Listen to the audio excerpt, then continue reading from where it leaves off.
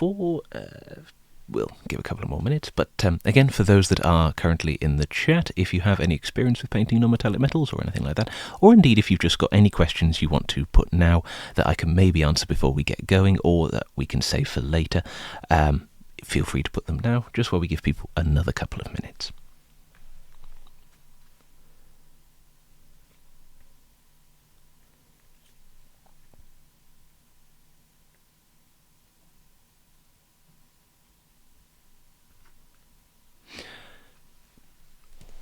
And I will also just keep checking. Oh, yeah, still getting people coming in. Jolly good. Also, it should say as well, Storm Aowen seems to have returned with a vengeance, so if we do get any dropped frames or any sudden breakages within the within the stream, I can only apologise for that. We will be hopefully there will be a VOD of this. If not, I will do a supplementary class where I'll just record from the ground up and you'll have a video to go up onto the SquidCon site as well. For those that don't know me, I am Dr. Stephen Jenkins, currently a lecturer at Coventry University, but in my spare time I throw paint around onto miniatures, and sometimes it looks quite good. Other times it doesn't, but those are the miniatures you don't see. And for all of this, it's become something of a reputation for me among the server that if you have trouble with metals or anything like that, people come to me. So we thought that since I've done a couple of these classes before, it would be good to do one for you all today. And for a couple of questions that we have in the chat, black and white will work absolutely fine as a first approach to it. There I'll be showing you how to get the basic approach to non-metallic metal down, and we will go into a few other sort of like little details when we add in a few other colours, and then I'll show you sort of like how to push it into stuff that's more extreme, but you by no means have to try to copy or follow along with, because it would involve having several more paints, and sort of we'll be going over a little bit more things, but you could apply it later on once you've had a go. And different colours of non-metallic metals, they're very much approached in the same way that you do any form of non-metallic, where so long as the light is in the right place, which we'll get to in a moment, the colours that you use don't really matter. It's only really when you get to things like copper and gold and the actual metals that do have a set colour to them, or indeed a certain colour that they are predominantly made up of when the light hits the cones of your eye, they get perhaps a little bit trickier, but there are ways around it. If you're into non-metallic metal, metallics are probably best done on chainmail, because chainmail is a pain to get right, particularly with it being all sorts of lots of little tiny rings, and doing them all individually is, well, it's maddening after a while. I have done it on certain miniatures, but I would say they're not worth looking at, which again is why they're not here today. But we'll just check the users. Yep, we've got quite a few, so I think we will begin. So, welcome to Non-Metallic Metals and Volumes. Now, hopefully, in preparation for this class, if you want to paint along, you have got a miniature of some sort that you can paint along with. When we do start doing some painting, I will sort of show you, but for today, I will be demoing on this bust from Mindwork Games, sculpted by, based on the art by Laura Sheridan. It should have wings to go with it, but I've left them off just so you can see all of the details a bit more. Now, I have primed this black through the airbrush, admittedly a couple of minutes ago, because I may have forgotten to do it, and then given it a zenithal highlight with white. And, well, actually, no, with ivory, technically, and then white on top. Now, I prefer to use ivory first and then white, just because we then get a little bit of yellow into our pre-highlight, so it doesn't go entirely desaturated from the ground up. But that, again, is personal preference. You can just use white if you prefer. But I will say, once you're probably more accustomed to volumetric painting and non-metallics, do experiment with whatever you really want to use for your primers, because you can render a significant sort of variety of effects and tones and colours as you go along. And so, as you can see, we will get to that one a little bit later. Now, I'll leave these miniatures just in the background for you all to look at, but volumetric painting, it is something of a mystery to a lot of people when they first come into the hobby, in that you'll probably have encountered, let's say, painting something, and you'll see the Games Workshop tutorials that they do, or indeed how a lot of people paint online, and you'll give it a base coat and then maybe a couple of highlights following around the edge in that very sort of heavy metal Games Workshop style. Now that's absolutely fine, and it can look absolutely great on the tabletop for your miniatures. It can look great in a display case.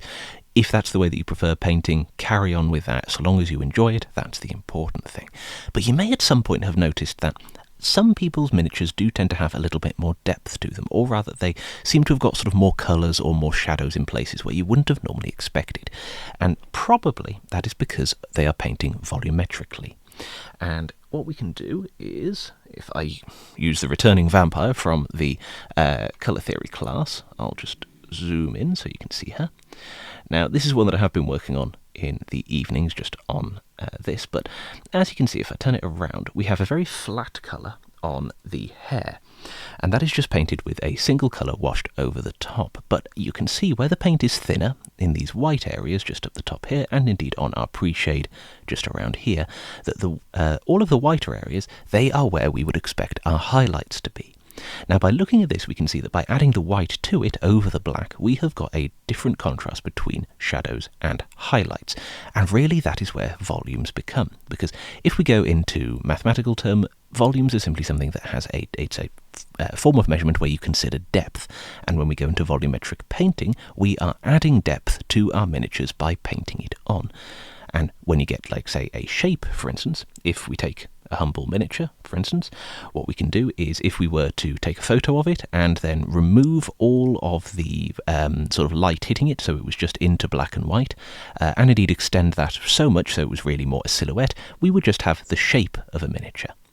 Now, I was going to try to do that, but I've realised that if I turn all the lights off on my desk, my camera does freak out a little, so we won't do that.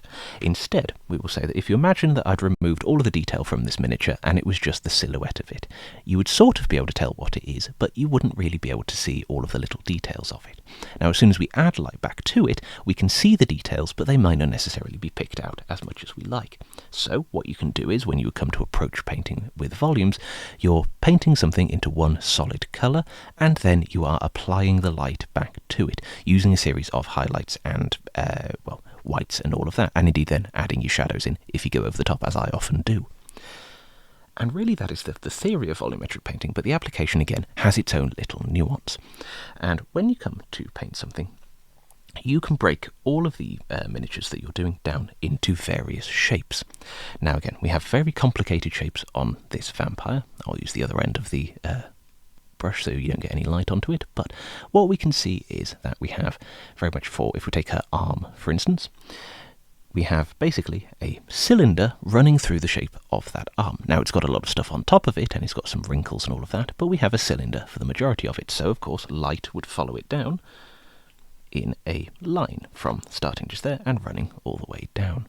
Now for the shoulder, yes, it has its own unique shape onto there, and we do have a few flatter facets to it, but ultimately when we break it down, it is a sphere.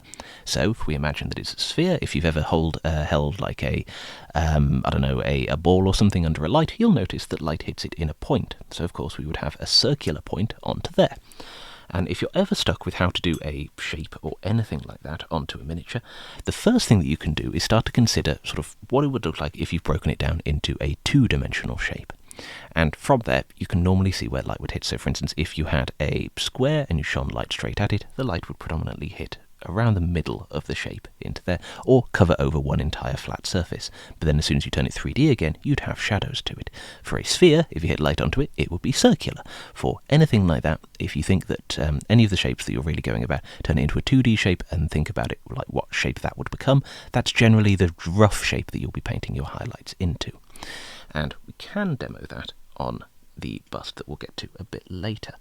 But once you've got used to how volumes and light volumes work, you can start to use them in perhaps a little bit more creative ways. Now, this is a bust that I entered into the Miniature Painting Open, which won a silver. Again, humble brag, I suppose. But if we zoom in onto it, we can see that we again have some generic shapes that we can break down. So, for instance, the head is a sphere, the arms are cylinders. and indeed for the, most of her body at least, that is one big cylinder with other shapes attached to it. But when we get into, for instance, the straps and everything, with them being flat surfaces, then you can get a little bit you can get a bit stuck with it really, and flat surfaces still give a lot of people a lot of pause when it comes to painting volumetrically, because technically, if our light is hitting from above, it would only hit, say, the top edge of all of these. So if we were doing these vertical straps, for instance, the light would literally only hit this little bit here.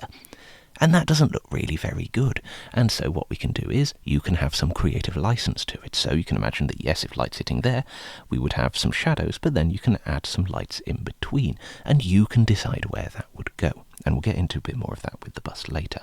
But as you can see, once you've learnt where the volumes go, you can then combine that with all of the sort of classes that we have had, over the past couple of days. So for instance, if you're going for a texture, you can imagine that as this is a cylinder, or rather on the shoulder, we have a sphere. So the light is hitting just at that point just there. So that is where our circular or specular highlight would go. But then we can see from there we have other lines coming onto it. So we have the cylinder starting into there. So we do an edge highlight around there to show it again, starting with that main spherical point and expanding from there. But then, because we've got a cylinder as well, we know that light is hitting at that point, so we keep all of our other highlights in line with that. So as we can see, we have the line on the sleeve, and onto the skin, and on to the other one. Now, when we get into metallics, you'll see that the theory of placing light into these sort of areas does get a little bit trickier as we go on, predominantly because different textures and different materials reflect light very differently, and quite often resin and plastic don't necessarily do it don't do it justice. But when you're starting out, if you're very stuck with volumetric painting, what I would suggest you do is you prime your miniature with a nice satin primer. So Games Workshop Chaos Black is perfect for this. And then you hold it under your desk at the under your desk lamp rather. Holding under your desk would not be useful. And you hold it under your lamp at the angle that you necessarily want the light to appear from. So for this way, if we use the Lord Veritant, we will say that we want light coming from this general direction, if we use my brush as imaginary light source. So I would hold it roughly about here, and then take a photo on your phone or anything like that, and then turn that photo either into black and white again, just to maximize where all of your shadows and highlights are, and from there you can start to see where they will generally be placed, and keep that photo with you when you're painting. Now, when you're starting out, this is a really useful way of doing things, because you'll be able to see where the light is hitting, you've got that onto your surface, and then if you're ever in doubt, with most acrylic paints, they are predominantly satin when they dry, and if you use a sort of a satin primer as well, or anything like that, it will be able to copy the light hitting it, or hitting the miniature naturally. And so when you get stuck, if you're going along, having just your light and holding it in the same position, you'll still roughly be able to see where the light reflections are, and you can go from there. Now, obviously, if you use matte paint, such as Scale 75, Chimera, or any of those, it's a little harder to see, but you will still get some natural light diffusion onto it, so you can guess from there. But if you are just starting out, I would highly recommend using things like Vallejo or AK or Citadel paint, simply because they do have a slight satin finish to them.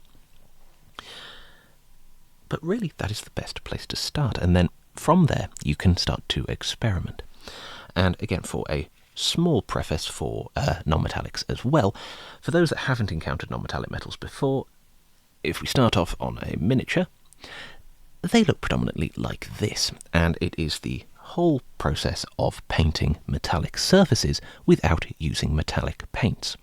So on this Bastion Carthalos, all of the gold sections were painted with ochres, and for those that attended colour theory, there is little bits of green added into all of the highlights. There's oranges into the shadows. You also get purples here and there, but all of the metallics are rendered to look like they are shiny, but it really isn't, in so much as if you're having a true metallic paint, if I were to hold my finger next to it, you'd be able to see the reflection of it in there. Now, obviously you can't. But the other thing that you can do is, once you learn how to do non-metallics and indeed volumes, adding them together, pretty much you've got your entire miniature painted. So for instance, with the cloak, rendering that to look volumetric, or like it's got some volume to it, just means that all of your fabric then looks substantially more dynamic. You can learn how to get it to look like that it's blowing into the wind, with all of your shadows being carefully picked out. Now, the other thing that I should add, just as a warning, and indeed for anybody that has seen me paint on Discord or anything like that, as soon as you start to do all of this, you can watch your the time that it'll take you to finish miniatures go up exponentially, because as soon as you start looking at it, you'll suddenly realise, oh, I need to blend that a little bit more, or I need to adjust this highlight here and there. So for instance, this one in general was meant to be for a competition, and I started it with plenty of time and still ended up thinking, oh, I don't know if I'm going to finish it, and ended up spending a good sort of few hundred hours just again polishing it all, even once I'd got all of that done. And we can also see in this one, which again, for anybody who has watched my streams or been on Discord recently, you'll be able to recognise this one as what I'm entering in the Squidmar Open. Now again, we can see that volumes do appear in a lot of areas upon the miniature. On the hair is a naturally volumetric thing, so you can see that adding in the highlights from where they would go, they've gone from being a flat shape to suddenly having volume to them. And while this does sound like a shampoo advert when we're talking about hair, it just means that you'll get a shinier and glossier area to go for.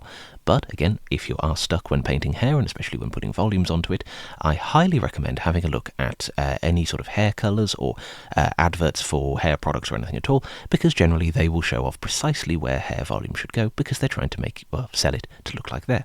Now obviously if you've got hair like mine, you'll probably spend more attention looking at shampoo than necessarily otherwise, but I do recommend having a look at them.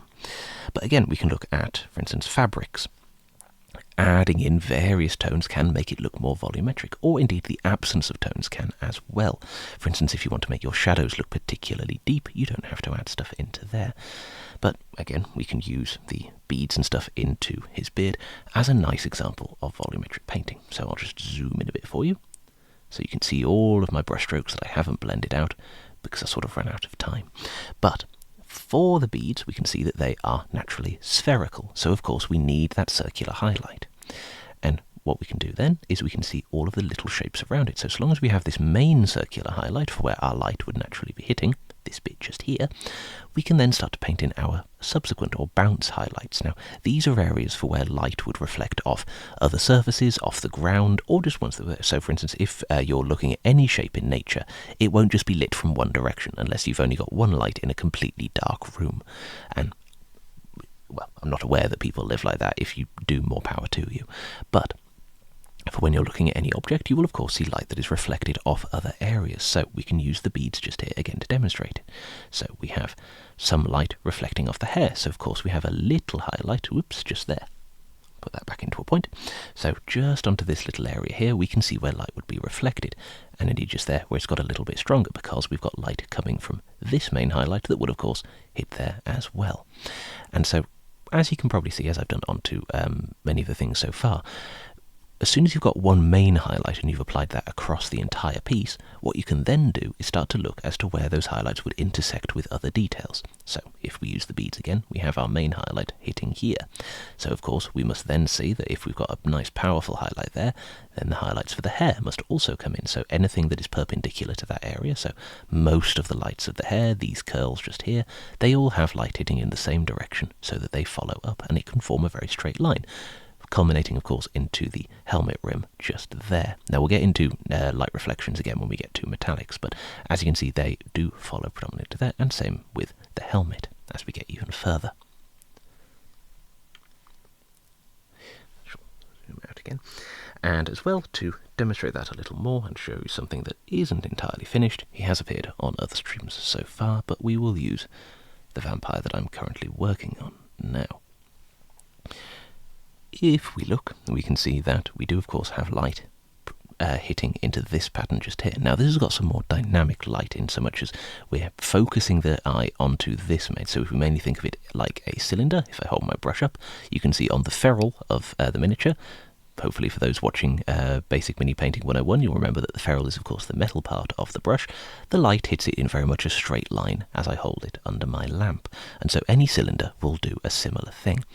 And as his body is predominantly cylindrical in that he's got well, he's mainly a cylinder with extra bits added to him, we want our light to hit in this one main line. And so that's what we've got. We have the highlight hitting into this area, but then as we've still got metallic areas surrounding it, and indeed other shapes and textures that we want to also have light, we can still paint them in, but we can have the shadows being more and more dramatic, seen here when we have the bluer sections onto here, and indeed when we get into the scale mail, having the main light hitting there, but then shadowing it out from there. And you can see I've not finished this bit.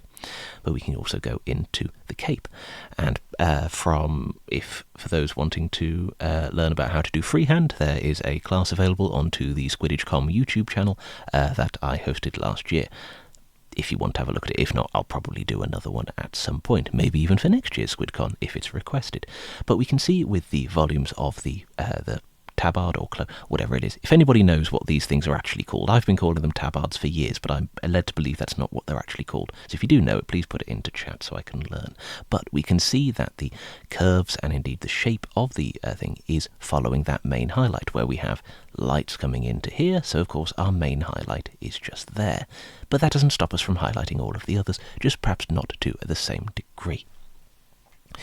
And we can apply the same thing to the face. Now, faces and skin are quite tricky when it comes to volumes, because if you've ever looked at your own skin, you'll notice that it doesn't just shine in various shapes.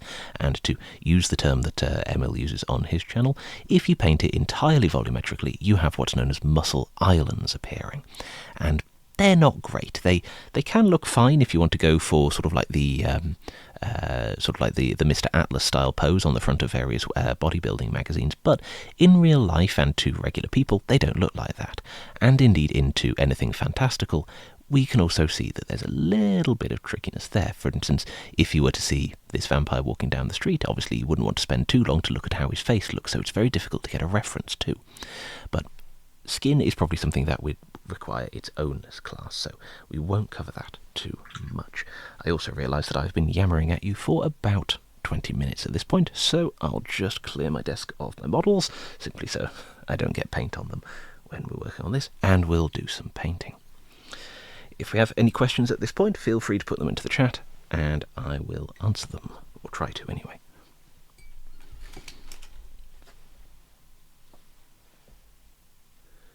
And hello, we have somebody typing for the first time. Welcome. If hopefully you're aware, we are working on things for SquidCon. So currently we're looking at non-metallics and stuff like that. And so we will be using the Angel Bust from Mindwork Games. Now, as I have, let's just get it into focus. There we go. So because we have... Not all light acts the same, and as you'll establish, that if you have a substantial amount of light hitting a miniature, it will cover light generally. But certain lights, such as if we say red lights, will travel further due to the wavelength that is in them. If you're going for YouTube, sorry, I'm reading the chat at the same time. If you're going for firelight, fire will cast a slightly different one because, of course, it is a light that moves, so you'll have generally a wider area to go from. And indeed, white light will hit differently, with, of course, it being slightly prismatic. Coloured light will hit slightly differently as well. But fundamentally, all light travels in a straight line. And that is why, when you're priming your miniature, and that's useful for a segue there, thank you, Sloof, but when you're priming your miniature, your airbrush also fires paint in straight lines, unless you've got a clog somewhere, as I did earlier. But when you're airbrushing something, the paint will hit in exactly a straight line, so you can use that to dictate where your light is going to hit if you are pre-shading. So if you want a tip for doing all of this, what you can do is, if you hold your miniature upside down and think, right, light is going to come from this direction, so you just fire your white or brighter paint from the top, and lo and behold, you have got a more sunlight effect onto there. But again, that can render your lights being ever so slightly boring, and so you can then go in and add in extra light where you need it. Or, as I did, if you go a little bit over the top, you can then just spray some black from the other direction, as I've done here, just to re-establish all of those shadows. But we shall do some painting. Now, for this, I am simply going to use, from the Squidmar Vallejo set, I'm just going to use black and white from Vallejo Model Colour. You can use whichever black or white you prefer. Most of them are will behave the same. Obviously, the Vallejo ones will dry ever so slightly satiny. Scale 75s will dry substantially more matte, Chimera will be more matte, and Citadel will, well, if you're using Abaddon Black, I'd suggest actually using Corvus Black, because while if it's a dark grey, Abaddon Black can sometimes dry brown, depending on what you want to go for. And to those in chat, I have indeed done YouTube videos, much for my sins. I also stream regularly, but you'll also find me frequenting the Squidmar server VCs, where I'll also still probably be rambling on about non-metallic metals and all of that. So we begin, and I'll just, or I would if it hadn't stuck itself to my desk. We can begin by mixing black and white together. And, let's see, can I angle it just enough so you can see it? Yeah, that'll do. Unfortunately, as you can see, I do have a matte and my palette has stuck itself, so otherwise I would move it more into shot, but this will have to do just for a moment. So, as you can see on the palette, we have black there and white there, and no, that's not even going to move. And for a first sort of like a base tone, what we can do is get a brush load of black, put it onto our palette, and add a little bit of white, so about that much to it, mixing it all together until we get a very dark grey. Alternatively, if you are one that prefers to use mixed paints, you can instead use things like Vallejo Dark Grey or Pro-Acryl Dark Grey or anything like that. And from there, once you've got that mixed up, I'll show you it on my thumbnail. Thumbnails are, of course, very useful for learning how to paint. We're going for that sort of tone, and I'm going for a slightly thinner layer. Light sources without an airbrush, the first thing that you can do is, when you've primed your miniature, say if we say, for instance, you're using Chaos Black or anything like that, what you can do is get a dry brush with some white or ivory or any tone like that, and give it a very light dry brush over the top from the direction that you are wishing your light to come from. This will help in order to just basically get some of your highlights placed in early. If you don't want to use any dry brushing, because again, you may not necessarily like it or anything like that, what you can do is just start to place in some white with a regular brush. And let's see, we'll do that bit, and I think we'll do the gorget as well. Ooh, got my paint too thin there. But if you're doing things, for instance, so like synapse creatures with glowy brains, that's quite a good one. You can first paint the area that you want to be glowing with some white or a brighter tone, and then glaze the colour that you want to be aglow over the top. Now, if you're doing things like object source lighting or any sort of light that is coming from the miniature or emanating around it, it's best to paint it white first, because then that light will be similar to how light naturally hits the miniature, and then you can do as many layers to dull the light down as you wish.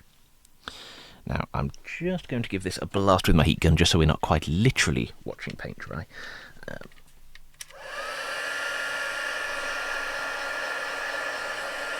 Sponging works absolutely fine as well.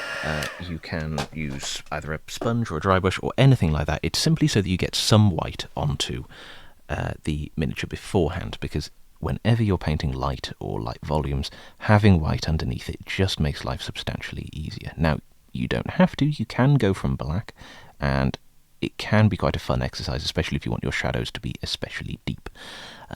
But if you are doing anything like that, I would also suggest just sort of adding in some white for your brightest highlights anyway, even if you're physically painting it on, as I am now with this grey, onto the areas that you want to be a little bit brighter. Right. There we go. Just dry that off again. If you're following along at home, all you need to do is do 2, maybe 3 coats, depending on how thin you want it to go. And then you can just, we'll follow on from there.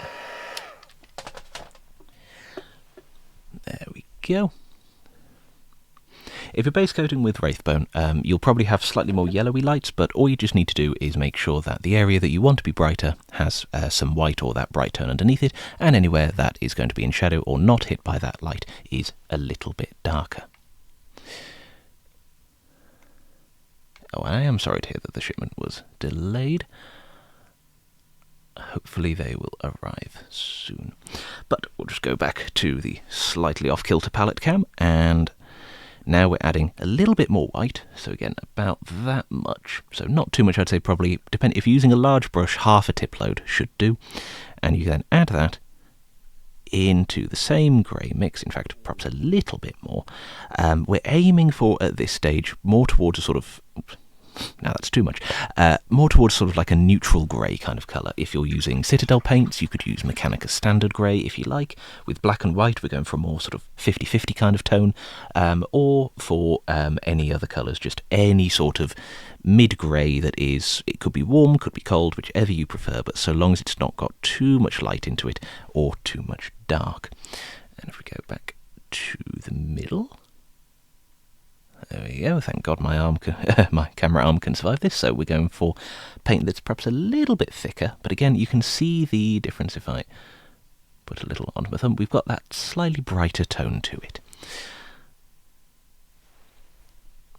And from there, we'll use the one on the arm first. So, what we can see here, and I've left the rim of it around just so you can see the difference between the white onto it, but you can also use it onto use it just to guide where you want your colours to go, or indeed your light placement to go. So, because we've got this fairly large armour panel, whatever it is, I think it's a pauldron of some sort, but from there, we can, or is it a spolder? No, pauldrons are legs or something, aren't they? I don't know. Here's the other thing, if you ever watch my videos or streams, I sometimes use the words for all of these bits of armour. God knows if I'm getting them right, but no one's corrected me so far. But what we can do is we can start to place in our light volume, quite literally by painting it on. Now this is what, when I'm painting, I refer to as the frame of your highlights. Now this is a term that I think it was Nicholas Rubens Mortensen that first used it, but it's such an excellent way of using it that it has become part of my own personal vernacular while I am painting. And what we want to do is we want to sort of paint in the highlights as a block while also putting in paint and colour around the edge. Because when you're painting metallics, light hits at edges, and edges are your friend. So we want the main block of highlight. Normally, when I'm painting, I will drag my brush from the outside towards the middle of where I want the brightest point to be. As we're doing in this case, I'll just add a little onto the gorget as well for another one.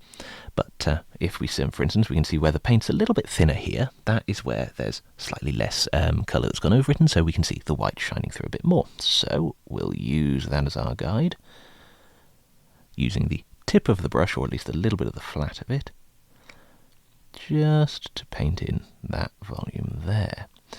Now again, using the tip of your brush and building this up in lines, I personally find a little bit easier because of just the way that I paint. If you prefer to layer in the way that's doing it, use the one that is easiest for you.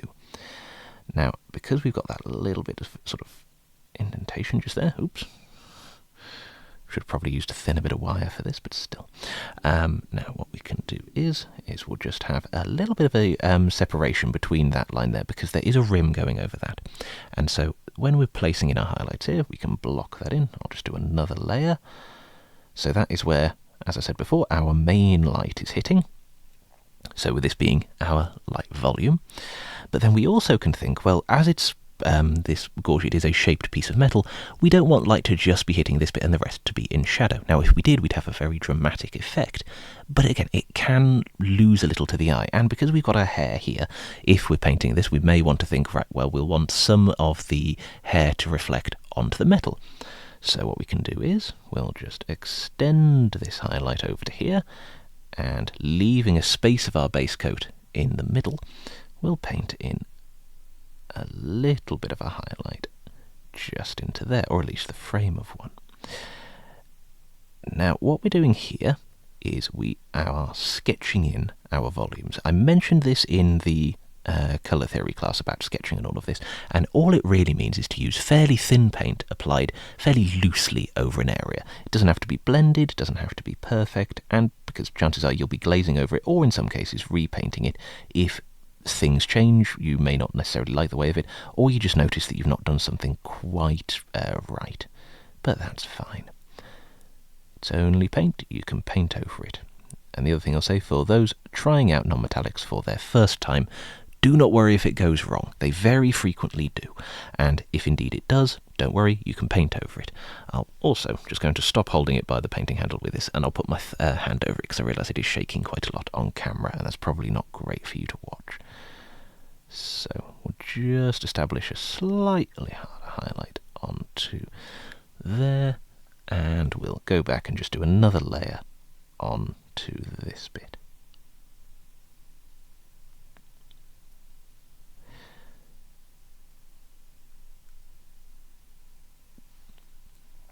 And if we have any questions at all in chat, feel free to post them as well, and I will do my best to answer them as we're going along.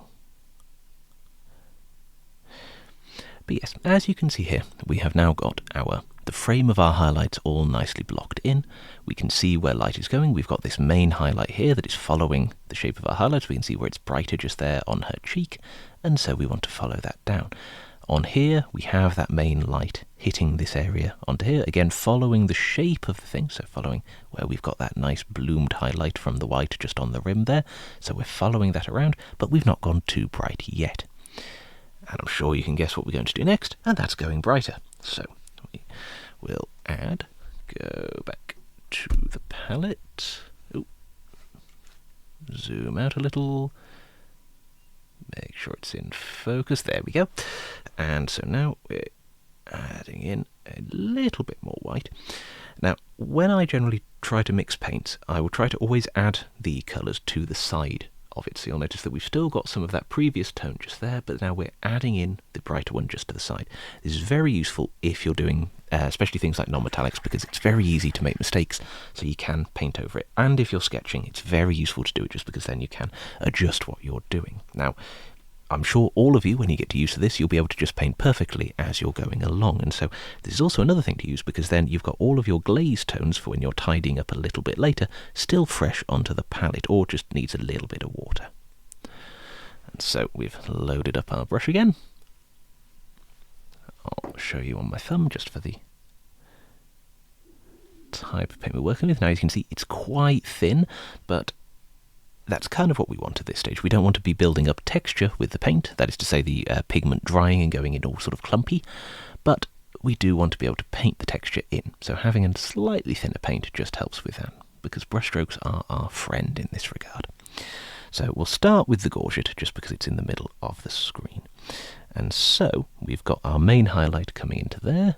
So it's in the middle of the screen, helps if I actually keep it on camera. But the main light will be hitting just there because it's slightly lower. So we'll start by placing it in just there. And again, we're dragging our brush towards where we want the middle. Now, obviously, you probably won't be painting this bust, so think about where the lowest point upon your highlight would be, or indeed the middle of it. And so we are establishing that light to be just there.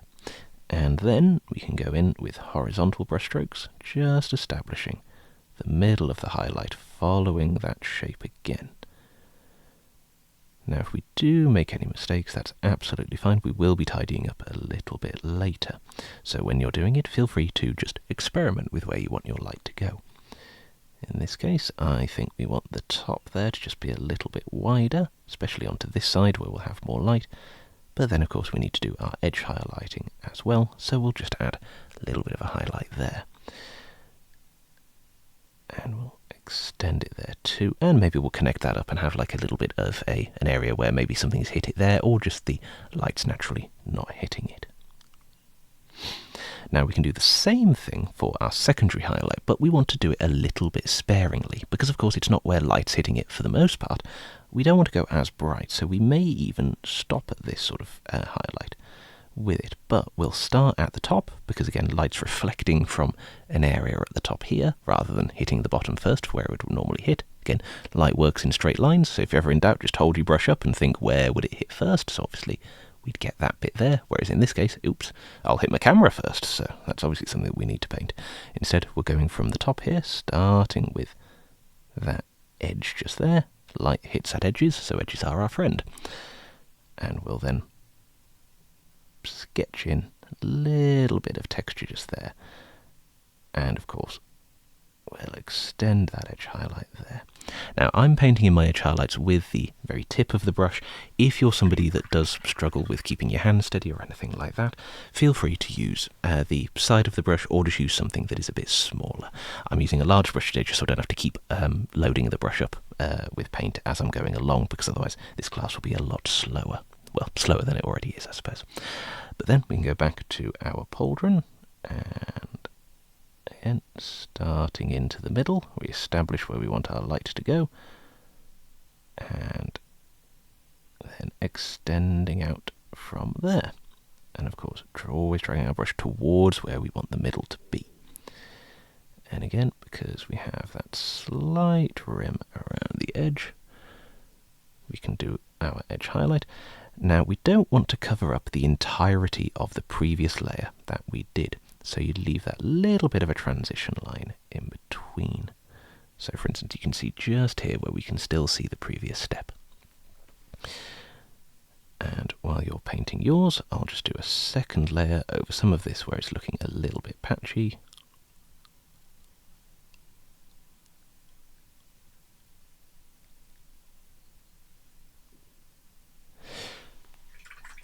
But there we go. I think for a sketch, that is absolutely fine. And I'll just zoom out so you can get the more finished effect, because obviously you won't be able to zoom in all the way onto yours. So from a distance, we can already start to see that it's starting to look metallic and starting to look a little bit shiny. And that's indeed what we want. And so back to the palette. We take a little bit more white. Load up our brush. Actually, we'll take a little bit more. We'll have a nice brighter step, and then adding it just to the side, we can then start mixing that in to get an even brighter grey. Now, because we're using black and white for this, it's not only easier to show off on camera, but it also means that you can very quickly mix up the tones that you need in between the various stages of it. So, for if you need to tidy up, or you think, oh, I've made a mistake at this point, you can go back and adjust as necessary. Now again, for the brightness that we're going for, I'll just use this bit on my thumbnail, but as you can see, we're going substantially brighter to the point where you can see it just there. And I'm sure you can guess what's coming next. We're going to do a little bit more highlighting. So again, we'll start on the gorget, and we go to the same places again, but this time we're working in a smaller area again.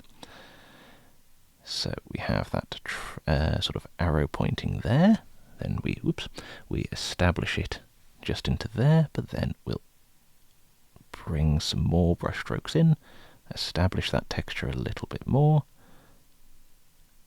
bring in our side brush strokes around there, maximize our edges, and we'll maybe extend it a little bit more, just have a few interior bounce highlights, to use the technical term, or just, as I say, shiny bits that you've missed before. There is an entire lexicon of things to do with light, such as terminators, bounce highlights, specular highlights, reflex highlights, all of that kind of stuff. You can use them interchangeably. I just say making stuff shiny works quite easy. And so we'll do our secondary highlight just onto the top there, making this even smaller. And so for our secondary highlight, that's probably where we'll stop, just for now, because ultimately we don't want that to be too bright. It's not our maximum highlight. On the pauldron, though, we do want a lot more light hitting it, so we'll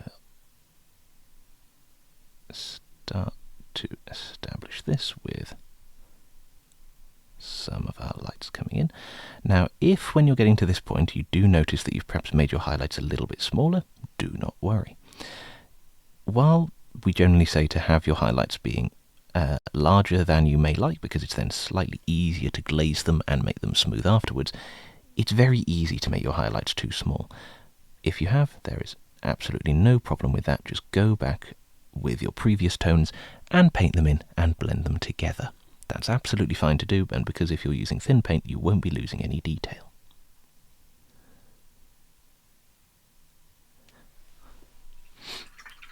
And at this stage, we can see, if we zoom out again, we're starting to get that fairly shiny effect. But on the gorget we do have this fairly large area just here that is, it's still got our base tone in, so it still could look metallic, but it could be a bit more shaded because we've got light hitting either side of it.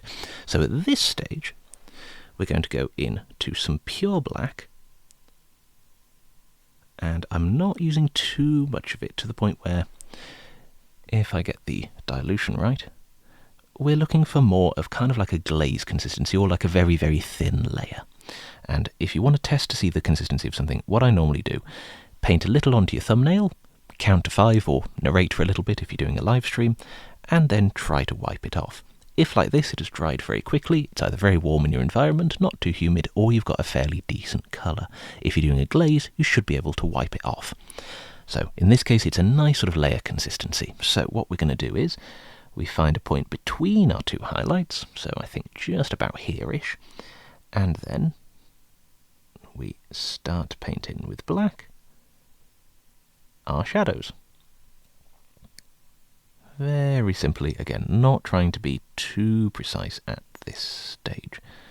Now, I don't think I'll have time within the session just to go over how to how to get it completely smooth and how to do all of the sort of like little blending and stuff. But for those that want to see all of that, I may, because I quite like painting this bust, I will probably finish this off on stream. So if anybody has any questions or anything like that, I can do all of that, or I might turn it into a video. Or if the Snow will let me, I might just hijack the SquidCon and do a series of streams on that as kind of like a refresher kind of thing. But while we are doing our shadows, we can also... That's a very good question. And on smaller pieces, painting in the shadows is only necessary if it doesn't look dark enough, or if you've got the room. So, as you said, on swords and axes, sometimes you won't necessarily need to. And instead, what you can do is just thin it down into a very thin glaze and put it into your deepest recesses. In this case, it's just because we've got a fairly large area. But what you can also do, as I've said, is when you're painting into your recesses, we do have a recess just there, so we'll paint in just some black to really maximise the shadow. And at the top there, and in here, we do have where her hair would be, so I'll just paint in some there too. There we go.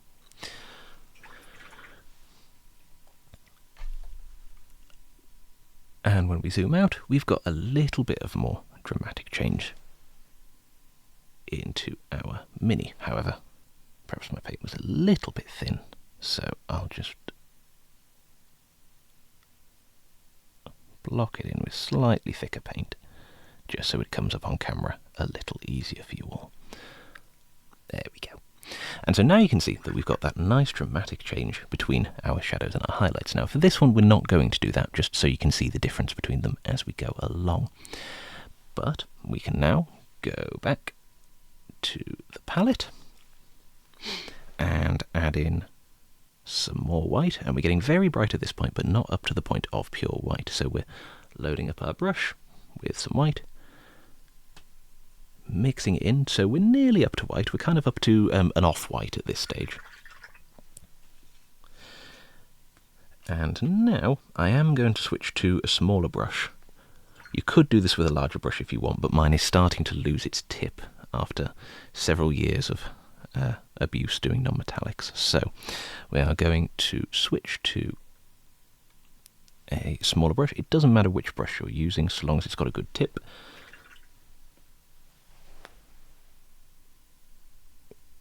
Just need to thin mine down a little bit more. There we go. So we'll return to the gorget, and I will try and get my camera to focus. There we go. So we're using this kind of tone now, a substantially brighter off-white, sort of higher grey. Looks very similar to this one, just onto the dark grey. So we'll go for the gorget, and then we want, of course, our highlight to be placed there. Oh, I think I've still made the paint a bit too thick.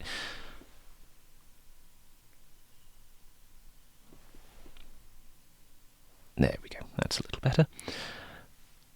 And then we want some highlights just in the middle, some going around there to show that it's a curved surface. Again, using all of those horizontal brushstrokes, dragging the paint towards roughly where we want the middle to be.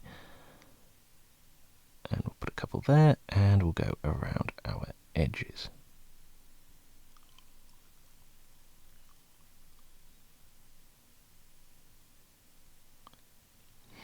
And as I'm doing there, if of course you notice that perhaps it's a little bit small, or indeed you just want it to have a nice brighter, shinier point, you can just extend them out with a brighter colour. Now this does make glazing a little bit tricky, so you might just find yourself going back over it a couple of times. But what I will often do is, if I suddenly notice that part of it I think just I want to look brighter, I want it to look substantially more metallic, just with a brighter tone I will just extend it out slightly further. Now in sort of if you look at something that is metallic, you'll notice that some of the brighter areas do bloom somewhat. That is to say, it's a huge amount of light with a lot of shadow around it, and there's not much in the way of mid-tone. And you can kind of use that effect onto your miniatures as well. Oops. Got a little bit bright there, no matter. We'll make that a bloom as well. There we go. And again, polishing our edge highlights, but making sure that that middle of the highlight goes to follow into that area. But we won't do our secondary highlight with this one because it's a little bit too bright. And as we zoom out again and adjust the focus, we are getting a nice dark metallic effect even now. Now, because my camera is predominantly looking at the whiter areas, I probably should have started from black now that I think about it, but because the way that my camera processes light, it's looking at the white section, so it is making all of these darker. But on your Mini, it may look a lot more metallic. Or it may look fine to you and it's just me doubting the Twitch stream via OBS. But we'll go on to the side plates again. And again, using those sort of smaller brushstrokes just to build up our textures. Pointing it towards the middle and going over our edges.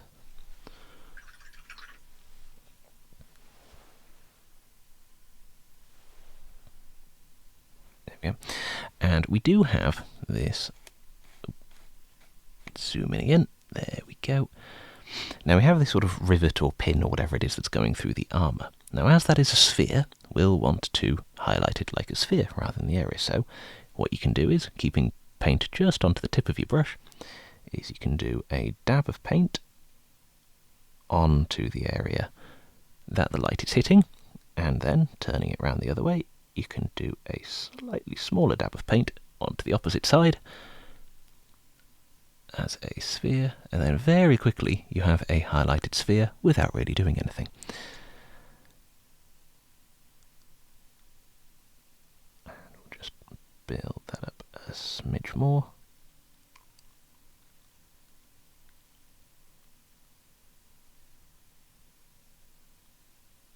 Again, have a few scratches and stuff just onto there. Now once you get used to how your paint behaves, you can also thin it down enough so that when you're dragging a brush towards it, you can blend very much just onto the surface of the miniature by dragging the paint out and pulling the pigment towards that middle spot without needing to do anything, and it does help with blending later. But now if we zoom out, we can see that we're starting to get a nice shiny effect coming onto there. And for our final highlights, we can go to pure white. But before we do that, we'll just do a little bit of glazing over. Now, we're going to use probably the first highlight. Whoops. Move my camera, turn my palette if I'm going to talk about it. We're going to use some of our mid-tones. So we're looking at about this stage of our gradient. Oops, get my hand out of the way. This part of it. So not up to our maximum highlights, but not down to our darkest colours either. So we're going to thin it down into a glaze consistency. That is to say about, there we go, so we're barely leaving a mark, and I can wipe it off nice and easily.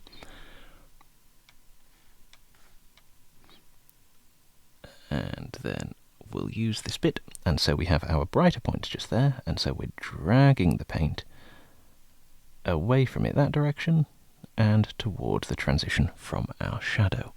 So again, for this one, we have our highlight, so we drag it away that way, and towards it that way.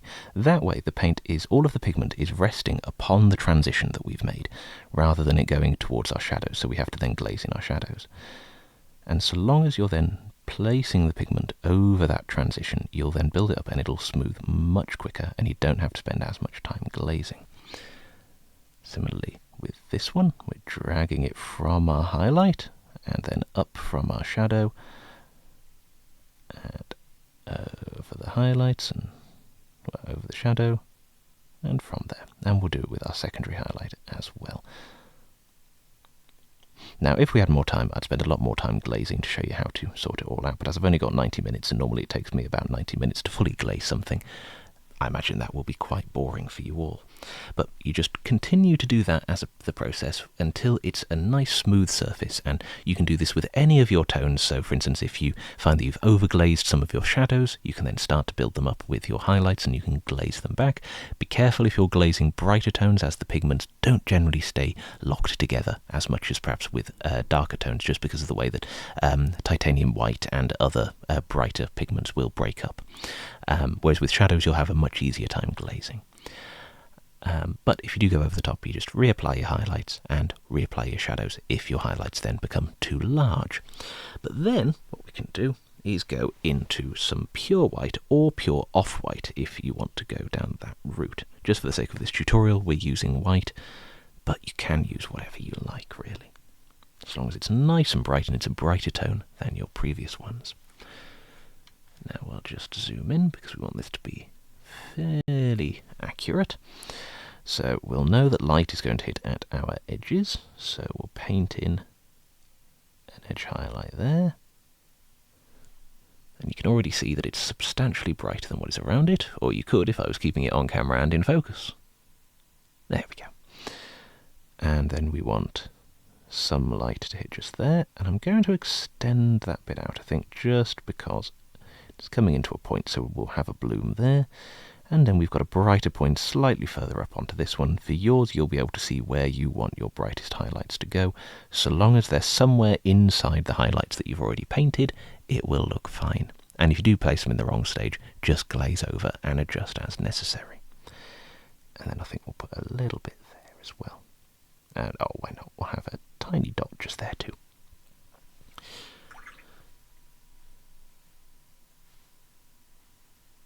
And then when we zoom out,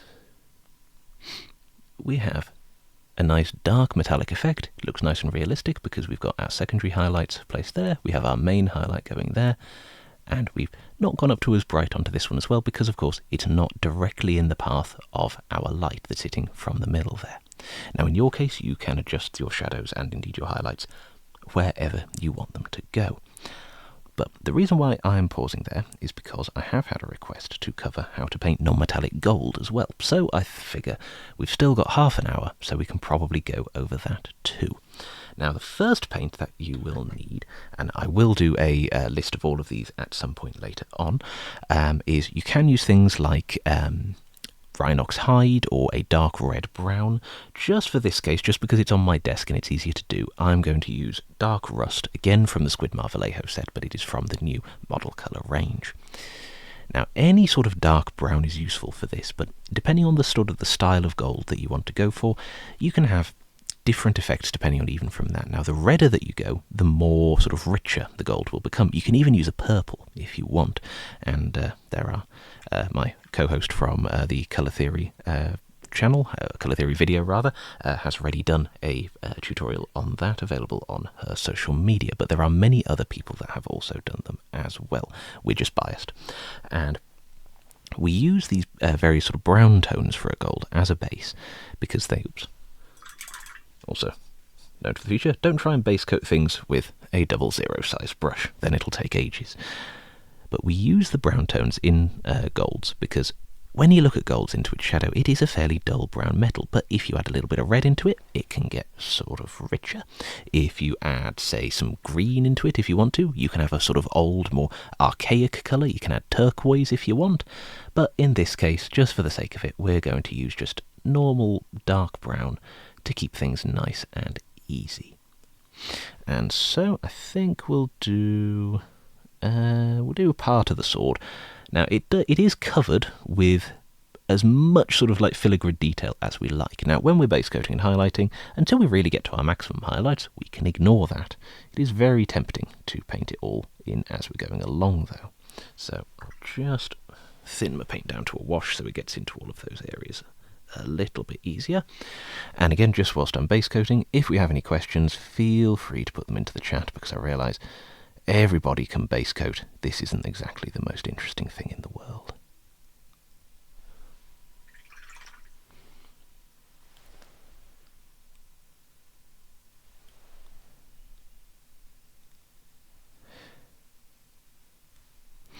And if anyone is following along at home, do feel free to, if you're on the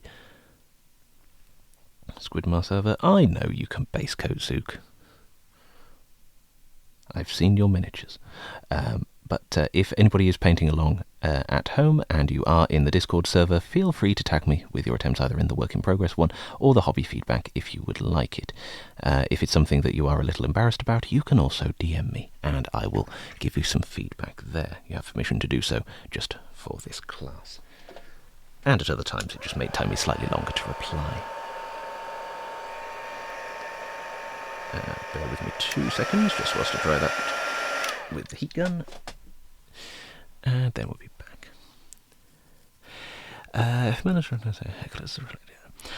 It depends on where you want your light to be coming from. So if we use the this area 7 for the sake of the reflected light on this stage, because of the way that we've placed the light coming from the other, we would use the secondary highlight with a little bit of a tint to it, so whatever colour we want her hair colour to be, we could place that over that secondary highlight so it would appear into there. But it would predominantly appear into this sort of area around here that we've got into the grey. We would still have a brighter tone in the middle, could be tinted slightly, but we would still want to go up to a pure, almost sort of prismatic white or grey colour into the middle. For the shadows, what you can do is, if you do have something there, it will be a little bit smaller, but you would always make sure that there is some black appearing around it. Now the black areas are what's known as a terminator for your light, and that is sort of really the darkest point before we get another highlight coming onto it. So really, if you're doing any form of reflected area, you can place it wherever you like, so long as your highlights and shadows still work around it. Hopefully that answers your question.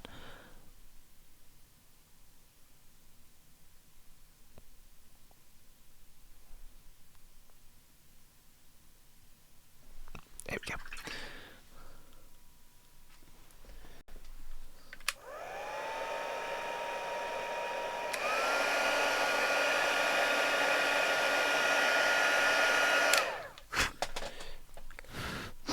This is probably the other thing that I should have done off camera, is get some of the things base coated in there so you don't have to just wait for me to do it. But from there, you can start to consider which type of gold you want to go for. Now, because we've got a base coat of dark rust, we've got that's a fairly dark brown, and so we could say if we wanted a more neutral gold, we could go for something like, or sort of for lack of a better term, a very goldy gold. We can go for something like Parasite Brown, as indeed Squidmar does on the Squidly Bits channel. For if you want to see a different way of approaching non-metallics, go and watch that if you haven't done so already. Oh, and disclaimer for this class as well, that probably should have come at the start. While I seem to know what I'm doing, I make mistakes quite frequently, and I am in no means an expert at painting non-metallics, or indeed speaking, as we established today. So do feel free to go and watch other people, find a technique and a way that works for you. If you're finding that this way just doesn't work with the style that you paint in, that's absolutely fine. You can go to whomever or whatever approach you find easier, and indeed you find the most fun.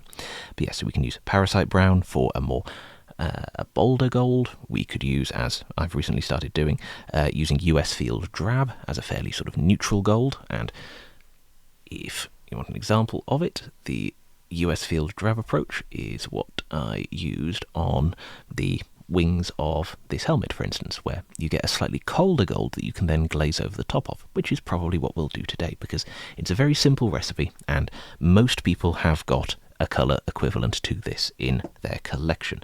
If you've got Citadel colours, this is basically what is it? I think it's Baneblade Brown, or roughly like that. And so you can use that. There are Pro Acryl equivalents. There's an AK equivalent of it that I believe just has the same name.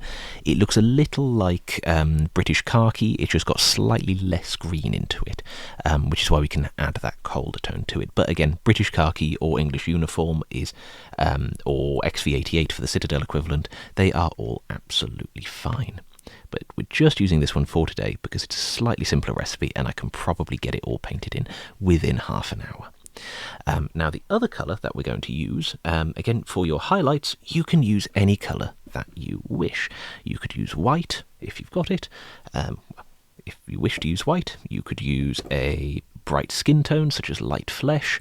That will work very well. It gives you some nice warmth into it. You could use ivory, which is the staple of most non-metallic golds, or as we've established for any class or thing that I've been in, you could use ice yellow, which is of course the best colour after dark emerald or dark sea ben.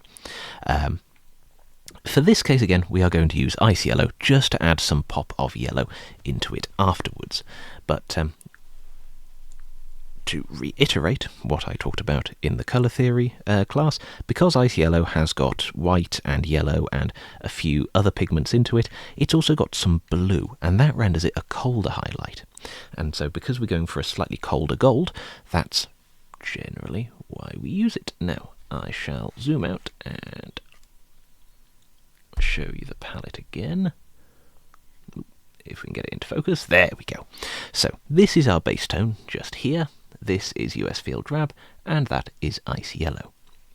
Now what we're going to do is, just for our first mix, is we're going to take a fairly decent amount of the Dark Rust, and we're going to add about a 50-50 mix of the US Drab into it. I think I'll just get a little bit more. Oh yes, if you want to start a drinking game for the number of times we've mentioned Ice Yellow, you will end up in casualty within half an hour, so do be prepared for that. And we can then load up our brush with this tone. I realise it's a little bit dark on camera, so I'll just paint some of it onto my thumb, which again, you can't really see, but hopefully you'll be able to see it on the Mini.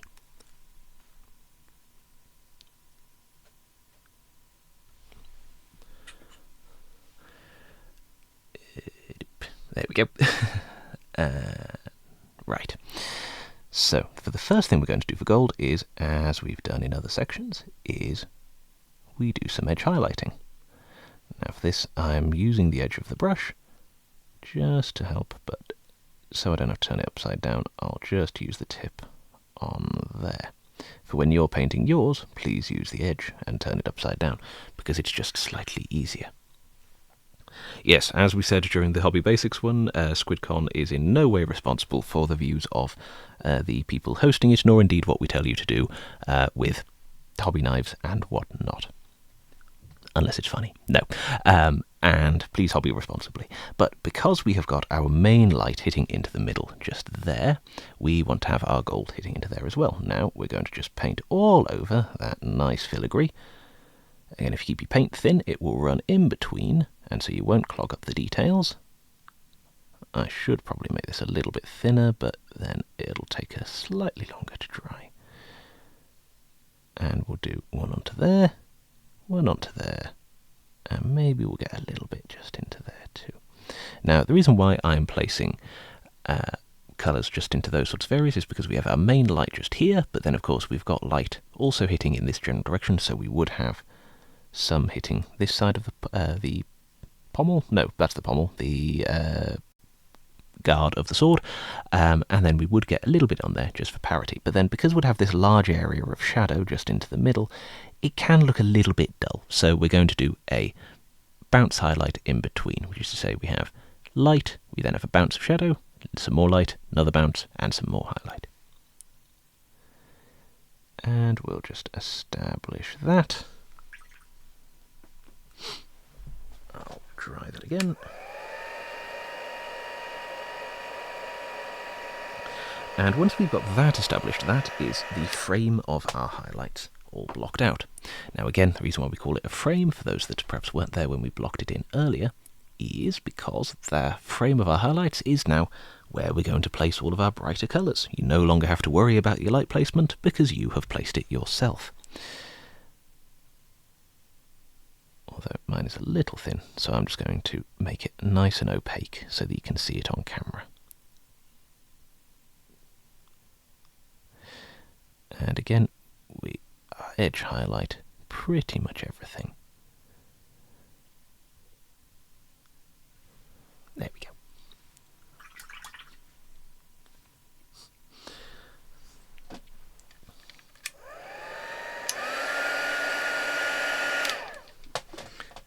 There we go. And once you have established your colours, we'll have something that looks a little like this, or indeed whatever gold section you are working on yourself.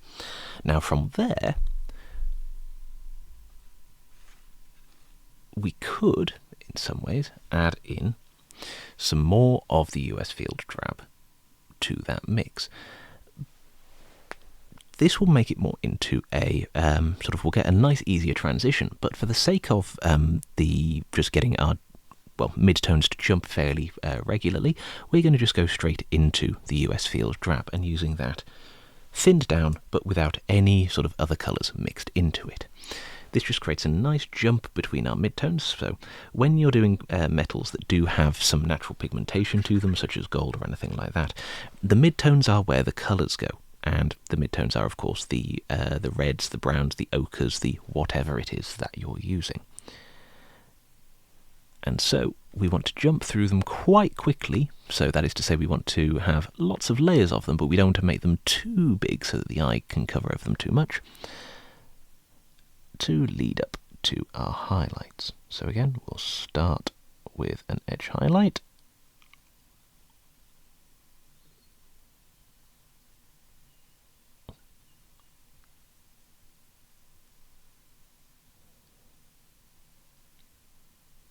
There we go.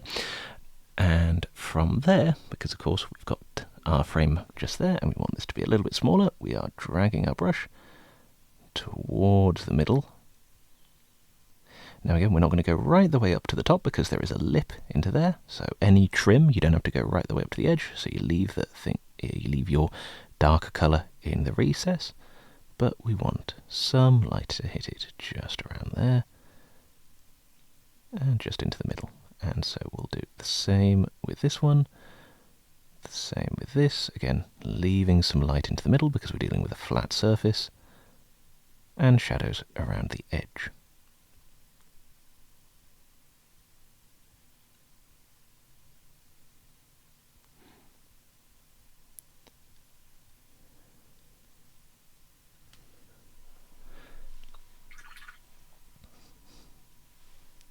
Go, and I'll just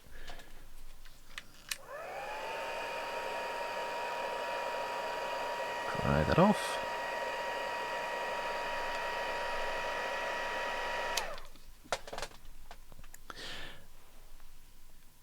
And so if I zoom out, we can start to see the sort of more metallic and indeed the goldiness to it starting to establish, but it's not quite there yet. So the next stage that we're going to do is, if I can get it to appear onto there we go, we take our US field drab, again, nice blob of it onto the palette, and a little bit of the ice yellow, so about half a tip's worth, and we mix the two together to create our first highlight tone. Well, first true highlight tone anyway. Technically, anything since we did the frame can be considered a highlight, but just for the sake of this, and to make life easier, we'll call it our highlight, just because it's starting to lighten up the area and make it look shiny. So, oops. Note to self, also take any excess water off your palette before attempting to paint on camera. That could have gone disastrously.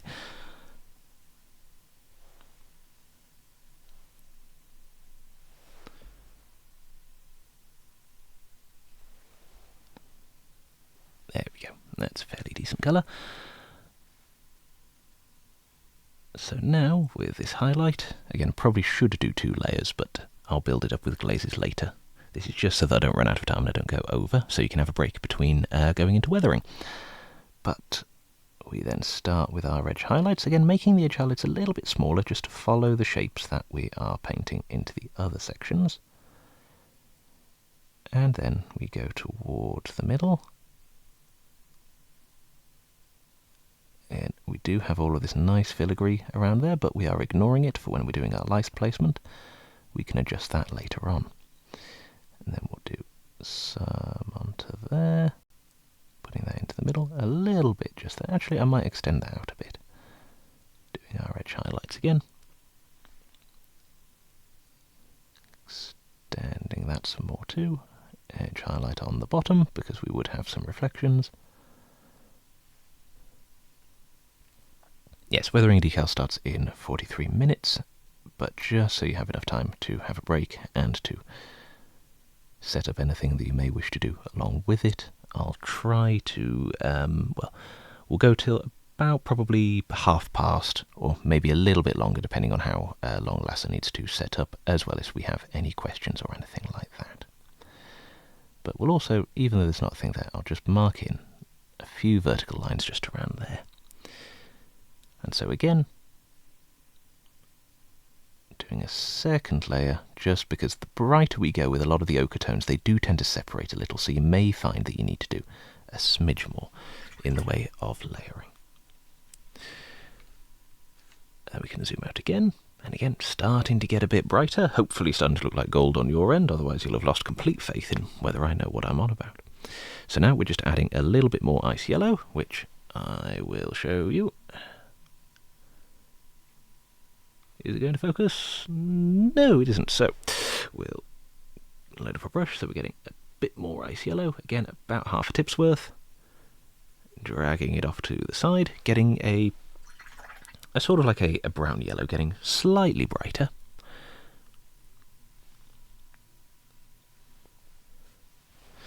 And we load up our brush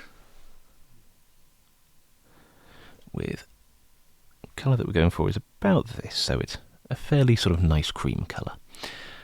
And we'll zoom back in, and we'll return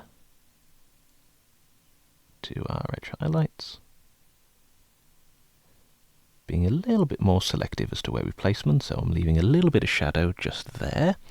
We're going all the way along the top, because of course that's facing our light, and then we'll start building it up from the middle. But now we can start to consider some of that filigree, if indeed you've got some onto the area. And we can start to build it up and block some of those out. Now my paint's a little bit too thin for doing proper blocking, plus normally I wouldn't be on camera. But if you do find that when you're if you're doing a sort of an area that does have some little micro details with it, and you find that you can't quite spot where they are, you can thin down your shadow colour and just do a very selective glaze over it, so it behaves more like a wash, but it'll go into all of your recesses, and then you can just highlight from there. And or, as I'm doing just for the sake of this, getting the odd impression of where they're going. And even on some of the other areas, we can just dab in, using the tip of our brush just to carefully hit it, just to bring in some of those details back, without making them so distinct that they do leap out at us. And I think we'll do a couple just around there too, and we'll reinforce that edge highlight again.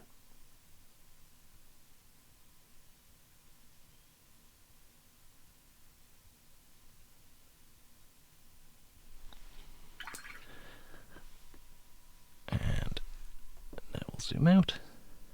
And again, starting to look a bit gold. Probably made the shadows perhaps a bit too stark there. So what we can then do is go back to our US field drab, thinning it down so it's more like a sort of a glaze, and then we can just fill in the area between those where we want it to be perhaps a little bit more dark, or where light probably would hit and I've just missed there. And we'll build that up just a little bit more.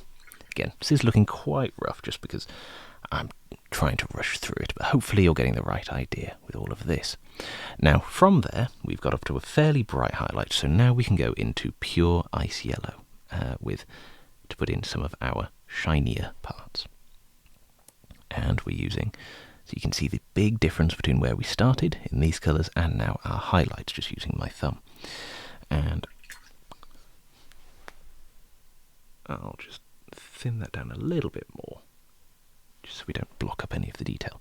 Now here, we can start to be a lot more selective with how we approach it. Now if we zoom in, it looks fairly poor, but if we start to block in our highlights with the ice yellow, again being very selective, thinking about where light is going to come from, so from this direction. Be even easier if I put it onto camera, and we'll do a little bit around here, a little bit there.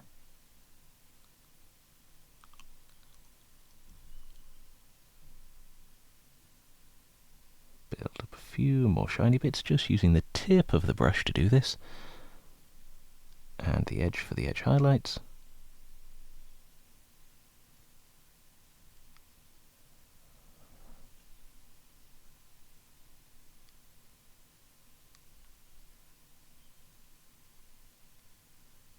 And I think we'll have a few little specular things just around there. And we'll just reinforce that edge just there. There we go. And then we've got up to something that could be considered fairly goldish, but it is a little bit cold and it's a bit worn. So from there, we can get a nice bright saturated yellow. There are two that are in the Squid Marvalejo set, but again you can use whichever one you want. Avalanche Sunset's a great one for this. Moon Yellow is perhaps a bit too bright, so instead we're going to use Sun Yellow just because it's got a few more orange tones to it. So we'll get that orangey effect for it. Now this is optional if you prefer the colder gold look or you want to add warmer sort of like secondary lights to it, that's absolutely fine. But just for the sake of this, to show you what it could look like, and definitely not to cover over the areas that I've made mistakes on, we're going to thin our Sun Yellow down to a glaze consistency.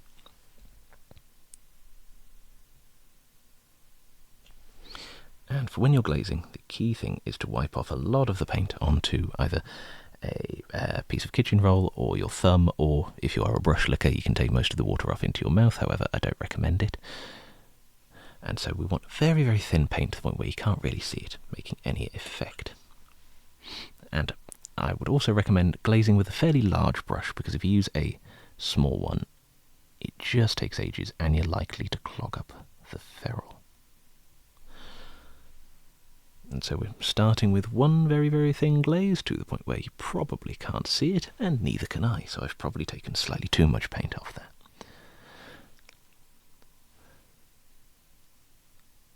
We're just glazing over the entire area, just to really start to maximise that more gilded effect of it rather than... Now, a lot of gold NMMs, if they do go wrong, they can start to look like wood because you're using very similar tones for it. I think that'll be enough. My camera's starting to pick up the fact that it's yellow. But if it does start to look fairly woody, or it's not looking quite as much like maybe you've put too much ochre in, as indeed I have here, all you do, just glaze over that yellow or glaze your shadows back in. Now, I'm just going to speed this up with the heat gun again. You don't have to, but it's just because I'm teaching. And because we've now tinted it all with that yellow, it's starting to look a bit more gold, but we have lost some of our shine to it. So we're going to go back with ice yellow and re-establish our lightest parts. So if I focus it again, we'll have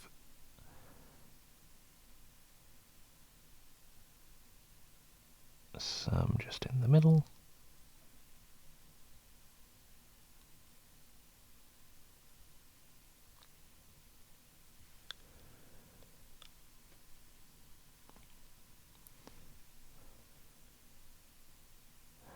And that is the main thing of non-metallics. You do really have to trust the process of it. It will look bad until it doesn't. In some cases, it will continue to look bad even after you've finished, but do not worry. You can trust the process even for by going back and continuing the process until it does look good. And that is one of the best things of acrylic painting. It is only paint. You can continue to do it. And then, if it still doesn't look quite right, you can ask for help. Because there's no shame in doing that at any point. And we'll just continue the edge highlight there. I think maybe make that a little bit brighter. That's looking a little bit dark. And now that we've re-established our ice yellow, it's starting to look a little bit shinier, but because we're surrounded by some white sections, I'm just going to over-maximize it with a little bit of white here and there, just so it's even shinier.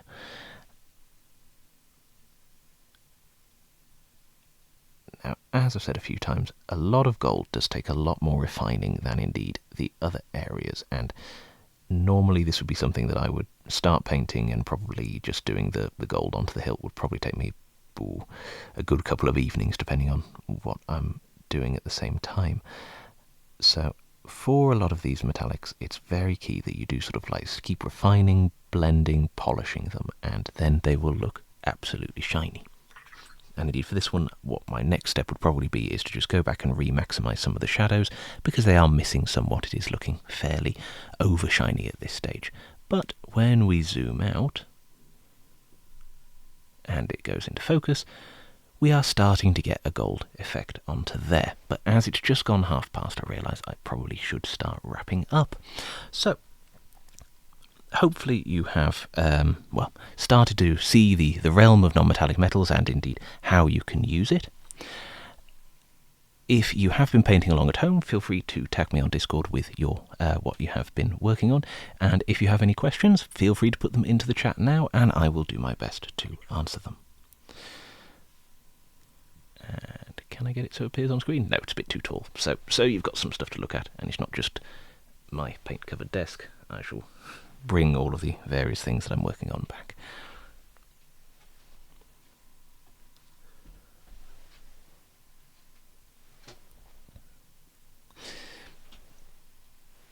And if you are at all worried about things sounding silly, do not worry. Silly questions are designed to be asked. So even if they're something simple, do not worry. But if we don't have any questions, or people just would prefer to ask them afterwards, that's absolutely fine. Hopefully, as I've said, you have enjoyed this class. Hopefully you've learned something, and you can start to apply it. Now, as I've said at the start of this, non-metallics is very much it's a technique that can go wrong very frequently, but if it does, don't panic. It's just a case of looking at your tones and starting to think where the light would hit. Now, if the light isn't necessarily in the right position, or you've moved it perhaps too much, maybe you need to establish a little bit more of the texture, that's fine. You can just redo that with some little bits of layers, a little bit of glazing here and there. It's very, very forgiving in regards to that. Ultimately, though, because you'll be using fairly thin paints as it is, if it does start to look really, really wrong, you can just always go back to black or whatever you want, your preferred shade colour, and start again, because you won't be building up any texture on it as you're going along. The other thing as well to keep in mind is that not all paints are created equal, so certain tones won't perhaps work as well as others for certain techniques. It's just a case of experimenting and finding which ones do. Now, there is a recipe list that I have got. I'm still currently compiling it because I'd forgotten quite how many various recipes I have done, but for those that are part of the Discord, that will be made available to you at some point, and if it's necessary, you can DM me for it, but I'll post it up as soon as it is done with all of the recipes that I use as my sort of go-to ones for various recipes. The only one that I can't tell you how to do is how I did the gold for this one, simply because I've forgotten, and it was many years ago, and it involves mixing things like you start with a contrast paint, then you build up to regular paints, and then you start adding greens and ivories and sort of bright whites into the highlights, and just going back and forth with all of those. It's very, very complicated, and really you just it needs a photo of my wet palette that I was using at the time, but I may try and replicate it and try and remember what the recipe was, if indeed people want it. But hopefully as I have said frequently before, you've enjoyed this. If you have any questions or comments that you would like to leave, you can of course DM me or put them into the chat. Next up is weathering and how to apply transfers with lasso. So I think they should be going in about half an hour. So yep, recipes are absolutely fine. And they will be provided. They won't necessarily work on cookies unless, of course, they are made of metal, in which case then they'll work fine. But yes, weathering and whatnot will be coming up within half an hour, and yeah, I shall leave it there for today. Thank you all for seeing such a lovely audience. Let's just see how many we have into there. Oh, quite a few. Jolly good. And I'm not sure if I'm allowed to plug various social media type things, but I'm sure somebody can post them into the chat. If you've enjoyed this and want to see more, various things can be found on various social media things that I'm sure you'll be able to find out. But I will let you have a break and just to recover from the deluge of information that I've given you, and hopefully you enjoy the next class. Bye.